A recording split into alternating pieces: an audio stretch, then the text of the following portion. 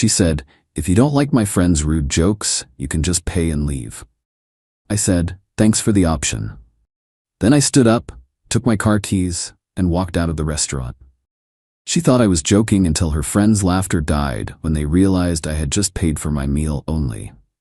I, 29 male, just walked out of what was supposed to be a celebration dinner, and I'm sitting in my car processing what just happened. My girlfriend Vanessa, 28, of 3 years just gave me the perfect out, and I took it. Quick background: Vanessa and I have been together since we met at a friend's housewarming. She was funny, ambitious, worked as a marketing coordinator. We clicked instantly. Moved in together after 18 months. Everything was mostly good, except for one thing: her friend group. Her core group consists of 3 women she's known since college: Meredith, 29F, Jasmine, 28F, and Bianca, 27F. They're intense. Always been a bit much, but lately they've gotten worse. They make these jokes about me constantly. Started small, comments about my job: I'm an electrician; my hobbies: I restore old motorcycles; my clothes. I brushed it off initially because Vanessa would laugh along, but tell me privately she didn't mean it. Tonight was Vanessa's promotion celebration. She just got bumped up to senior marketing coordinator. I was genuinely proud, suggested we all go to this nice steakhouse downtown, my treat for the whole table, wanted to do something special for her. Everything started fine. Drinks, appetizers, everyone chatting. Then Meredith started. "So Jake, still playing with wires for a living? Must be nice having such a simple job. Not much thinking required, right?" I smiled. Actually, electrical work requires quite a bit of problem solving and... "Oh please," Jasmine cut in. "It's not like you need a degree. Van here's killing it in corporate while you're... what's that thing you do with the bikes?" "I restore vintage motorcycles. Just finished a 1978 Honda." "How much money do you waste on those rust buckets?" Bianca laughed. "Vanessa, girl, you could do so much better. Remember Thomas from the conference? Now he had ambition." I looked at Vanessa. She was smiling, shaking her head like, "Oh, you guys," not defending me, not even slightly. The jokes continued through dinner. Everything from my grease monkey hobbies to how I probably couldn't understand Vanessa's complex marketing strategies, to Meredith actually saying I was lucky Vanessa was willing to date down.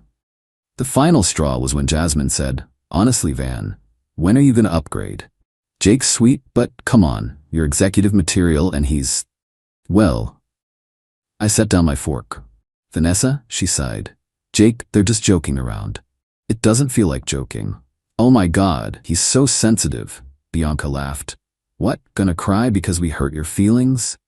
I stayed calm. "I'm not comfortable with this." That's when Vanessa said it. Looked me dead in the eye and said, "Look, if you don't like my friend's rude jokes, you can just pay and leave." The table went quiet for a second. Then Meredith started giggling. "She really said it. Thanks for the option," I said, standing up. I pulled out my wallet, did quick math for my meal plus tip, and put cash on the table. "This covers mine." Vanessa rolled her eyes. "Jake, sit down. Don't be dramatic." I picked up my keys. "Enjoy your celebration dinner." The laughter started as I walked away. I heard Jasmine say, "He'll be back in 5 minutes, watch." I didn't go back. Made it to my car and sat there for a few minutes. My phone started blowing up about 10 minutes later. First Vanessa, "Very funny. Come back and pay the bill." Then, "Jake, this isn't cute anymore." Then, "Are you serious right now?" I drove home. More texts flooded in. Apparently reality hit when the server brought the check. It was close to $400 for the whole table. They'd ordered expensive steaks, multiple cocktails, desserts, and I'd only left $60 for my meal and tip. Vanessa called 15 times on my drive home. I didn't answer. When I pulled into our apartment complex, she'd already left 3 voicemails, escalating from annoyed to furious. I'm going inside now to pack some things. Not sure what happens next, but I'm done being the punchline. Update 1. Didn't sleep much. Crashed at my buddy Marcus's place after grabbing some clothes and toiletries from the apartment. The text assault continued all night. "Vanessa, I can't believe you humiliated me like that. My friends think you're pathetic. You left me with a $400 bill. This is so embarrassing. You need to Venmo me right now. Answer your phone." Around 2 a.m., her friends joined in. Meredith sent a long paragraph about how I'm financially abusive for tricking them into thinking I'd pay. Jasmine called me a petty loser. Bianca sent a Venmo request for $100 with the note for emotional damages. I blocked all 4 of them and tried to get some sleep. This morning, woke up to knocking on Marcus's door. It was Vanessa. Marcus, absolute legend, told her I wasn't there. She didn't buy it. I know he's in there. His truck is outside. Marcus? Haven't seen him. Maybe he parked here and Ubered somewhere? She stood there for 20 minutes, alternating between pounding on the door and calling my blocked number. Eventually she left, but not before yelling, "This is so childish, Jake. You can't just run away from your responsibilities." My responsibilities? I paid for my food. That was my only responsibility. Marcus made coffee and we talked. He's been saying for months that Vanessa's friends were toxic and she enables them. Bro, remember when they joked about your mom's accent at your birthday dinner? Or when they said your sister's wedding was cute for a budget event? You deserve better. He's right. I've been making excuses for too long. Around 10 a.m., started getting calls from unknown numbers. Finally answered one. It was Vanessa calling from her work phone. "Jake, we need to talk." "Okay, talk. Not over the phone. Come home." "I'm good." "You're being ridiculous. So you got your feelings hurt. My friends were just having fun.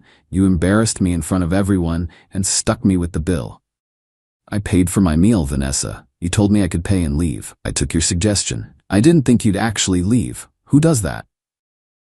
"Someone who's tired of being disrespected." She switched tactics. "Baby, please, I'm sorry they went too far. Come home and we'll talk. Just, can you please send me money for last night?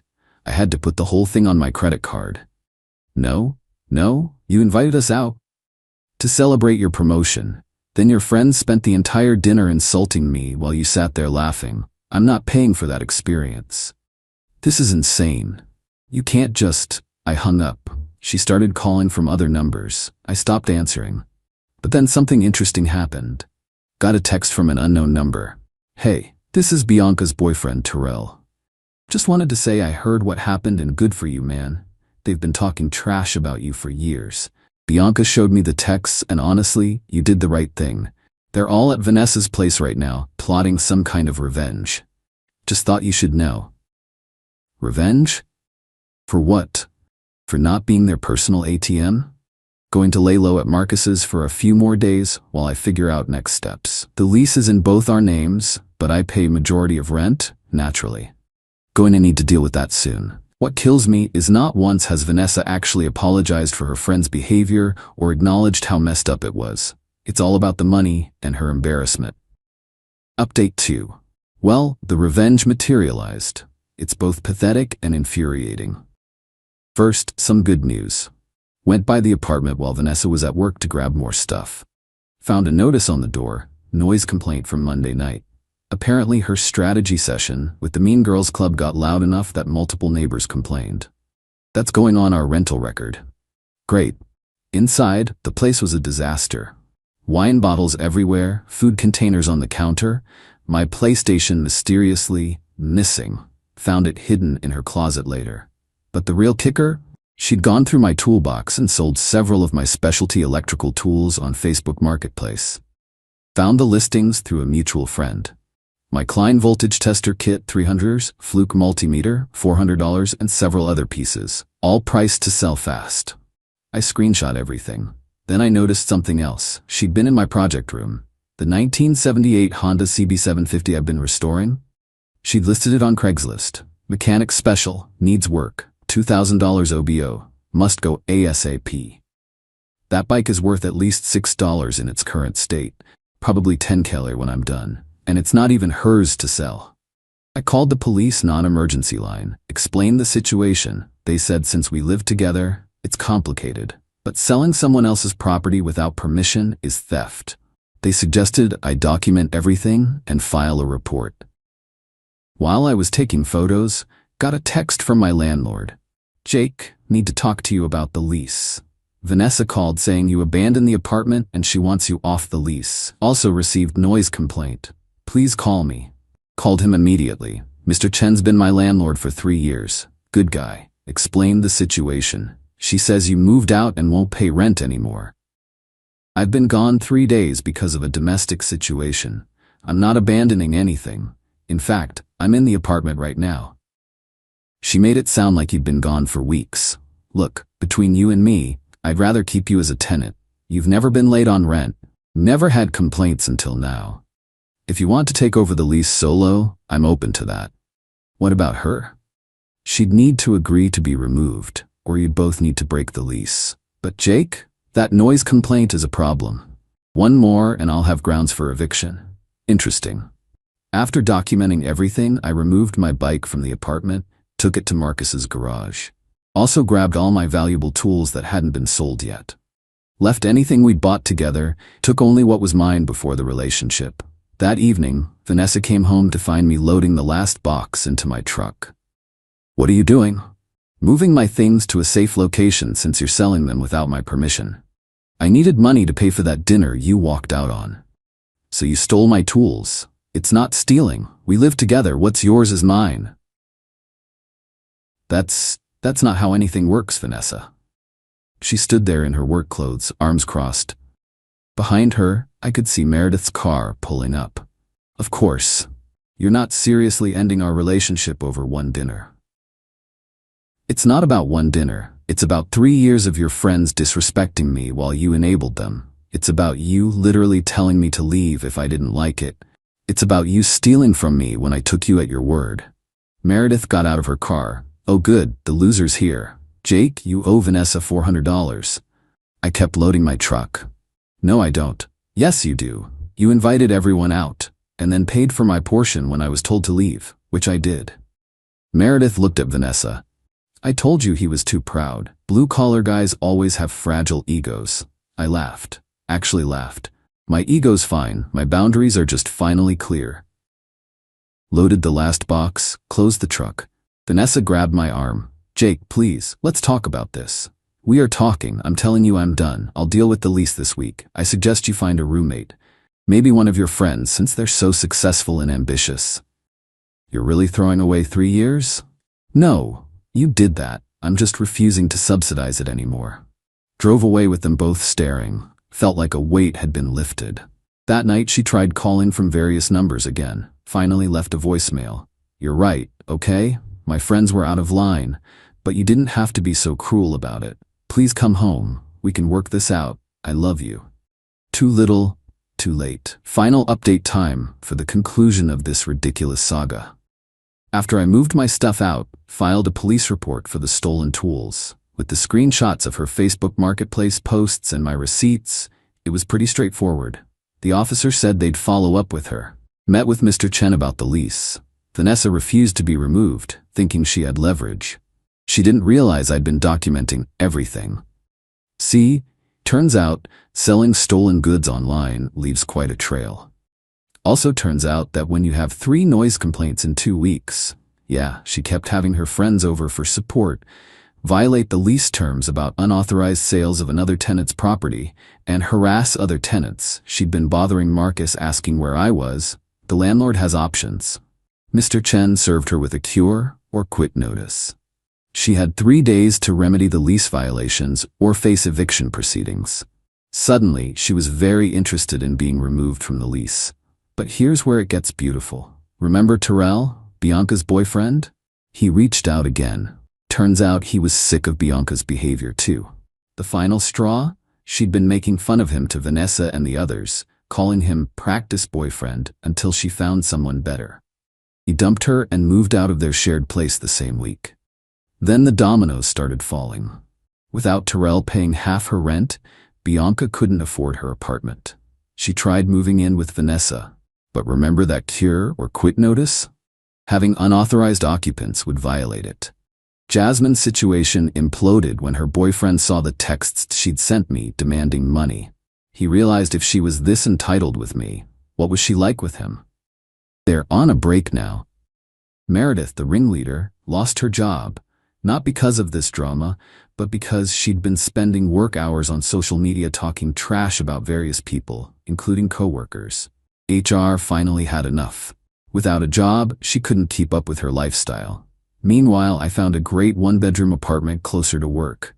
Rent's actually cheaper, Been focusing on my bike restoration, should have it completed by spring. Even picked up some side electrical work that's paying well. Yesterday, got one last text from Vanessa. She's moving back in with her parents. The friend group apparently imploded when money got tight and they started turning on each other. Bianca blamed Vanessa for ruining everything by dating down. Jasmine accused Meredith of being a bad influence. Meredith said they were all ungrateful. I see now how toxic they were, her text said. I should have stood up for you. I'm sorry. Is there any chance we could try again? I didn't respond. There's nothing to say. Marcus helped me move into my new place last weekend. As we were carrying boxes, he said something that stuck with me. Bro, you didn't just dodge a bullet. You dodged a whole firing squad. He's right. Oh, and the best part? I ran into Terrell at a sports bar last week. We grabbed a beer, compared notes on our exes. Turns out we have a lot in common. Both blue-collar guys who were dating women who thought they were settling. We're planning to hang out again this weekend, might check out a motorcycle show. Sometimes the best revenge isn't elaborate. Sometimes it's just refusing to be anyone's meal ticket or punching bag. They wanted me to pay? Well, they're all paying now, just not in the way they expected. My mom called me yesterday, said I sounded happier than I have in years. She's right. I am. Funny how much lighter you feel when you stop carrying people who don't respect you.